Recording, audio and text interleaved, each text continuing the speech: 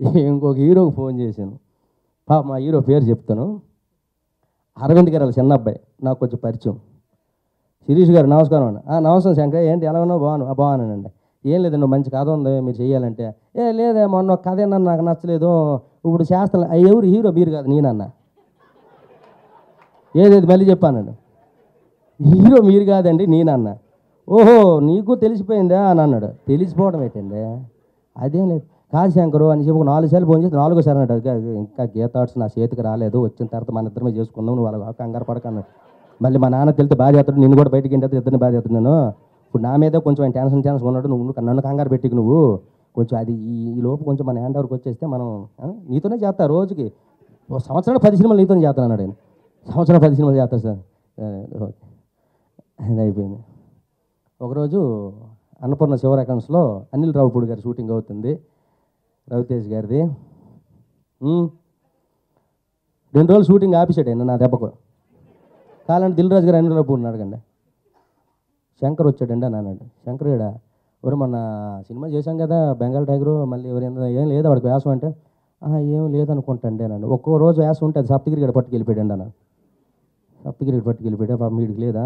సరే రమ్మని అన్నాడు. ఏంటన్నా లోపల కూర్చున్నాడు, డోర్ వేసాడు. 2:30 గంటలు కూర్చున్నామండి ఇద్దరు ఉన్నాం. 2:30 గంటలు హీరోవా, ఇప్పుడు నీకు ఏం తక్కువ హీరోగా చేస్తానో చెప్పు అన్నాడు. మరి నాకు కొంచెం ప్రాబ్లం ఉందండి, నాకు బయట సినిమాలు రావట్లేదు, కొంచెం పూట కట్టట్లేదు, డబ్బులు కూడా లేవు, ఏదో ఒకటి చేయడానికి హీరో చేయాలరా అంటే. హీరో అంటే ఏదో ఒకటి చేయడానికి బతకడానికి హీరో అయిపోవాలా? మరి నాకు అది తప్ప వేరే తెలియదు అన్నాడు. హీరో అంటే నాకు పని చేయాలి సార్, నాకు హీరో విలనివ్వండి, మీ సినిమాలు చేస్తున్నాను. మెయిన్ విలనివ్వండి సార్, చేస్తాను పర్లేదు నేను అయినా. నువ్వు ఇలా మాట్లాడుతుంటే ఒక 20 ఏళ్ళ క్రితం నా లైఫ్ నాకు గుర్తొస్తుంది అన్నాడు ఆయన. చాలామంది అమాయకుల్ని తొక్కేసి వాళ్ళ పొట్టలు కొట్టేసి చాలామంది ఎక్కేసి బతికేస్తున్నారా. ఒక 20 ఏళ్ళ జీవితం నాది అలాగే, కిందట 20 సంవత్సరాల క్రితం జీవితం నాది అలాగే అయిందిరా. చాలామంది నన్ను రకరకాలుగా, ఎందుకంటే మనకి ఇది అప్పుడు తక్కువ, అలాగే నువ్వు కూడా అంతే కదా. తాళాలు కొట్టవు, తబలాలు కొట్టవు, నువ్వు ఎక్కడికి వెళ్ళి నువ్వు వెళ్ళవు, ఏదో వస్తే చేసుకుందాం అనే రకం. అర్థమైంది. ఇప్పుడు ఏంటి, ఈ సినిమాకి నేను ప్రొడ్యూస్ చేయాలా అన్నాడు. మరి డబ్బులు ఎట్టండి, సినిమా ప్రొడ్యూస్ చేయండి, నేను హీరోగా చేస్తాను. ఉండరా కంగారు పెట్టి ఇంత పెద్ద బండరా వేస్తాను నా నెత్తి మీద అని అన్నాడు ఆయన. అంటే నా జీవితాన్ని ఆయన చేతిలో పెడతానని ఆయనే చెప్పాడు నోటంట. అంతా మాట్లాడాడు, అంతా సూపరు, అంతా అయిపోయింది. అమెరికా వెళ్ళి వచ్చేసిన తర్వాత ఒక సినిమా ఉందరా దావనీరా చేద్దాం అన్నాడు. ఓకే, అంటే తప్పు మాట అండి, ఎవరు చేయని నాన్న అందరూ చేస్తానన్నారు. అందరికంటే ముందు నా బాధని, మా డైరెక్టర్ శ్రీధర్ బాధని, మా కష్టాన్ని సినిమా ఇండస్ట్రీకి సంబంధం లేకంటే ఎక్కడో నెల్లూరులో ఉన్న రమణారెడ్డి గారు అర్థం చేసుకున్నారు. చెప్పగానే ఉరుకులు పరుగులతో సినిమా అంటే నాకు ఇష్టమండి, శంకర్ గారు అంటే నాకు ఇష్టం, ఆయన కామెడీ అంటే నాకు ఇష్టం, శ్రీధర్ గారు మీ కథ నాకు బాగా నచ్చింది, ఇంకెనక ముందు మాట్లేదు, ఇంక మీరు ఎవరి దగ్గరికి వెళ్ళవలసిన పని లేదు, పదండి మనం సినిమా చేద్దామని ఆ మాట ఈరోజు ఇది కనబడుతుందండి. ఇదంతా ఆ ఒక్క మాటే అన్నాడు. ఆ మాట తర్వాత చిన్న ప్రాబ్లం కూడా మాకు ఆయన చేయకంట, చిన్న డిస్టర్బ్ కూడా అవ్వకంట, డబ్బులు పెట్టడం నెల్లూరు వెళ్ళిపోవడం, డబ్బులు పెట్టడం నెల్లూరు వెళ్ళిపోయి ఎక్కడ ఎప్పుడు ఉండడు. ఏమండి తాజ్లో కానీ అందులో ఎక్కడైనా రూమ్ వేద్దామని డైరెక్టర్ అంటే లేదు, మన ఆఫీస్ ఉంది కదా, మన ఆఫీస్లో పడుకుందిరా.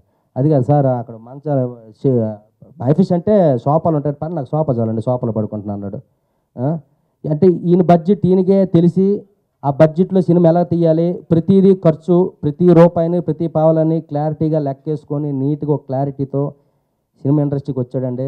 ఎట్లాంటి వాళ్ళని కాపాడుకుంటే నాలాంటి శంకర్లు, శ్రీధర్లు చాలామంది ఇండస్ట్రీకి వస్తారు, చేస్తారు, అందరికీ ఉపయోగపడతారు.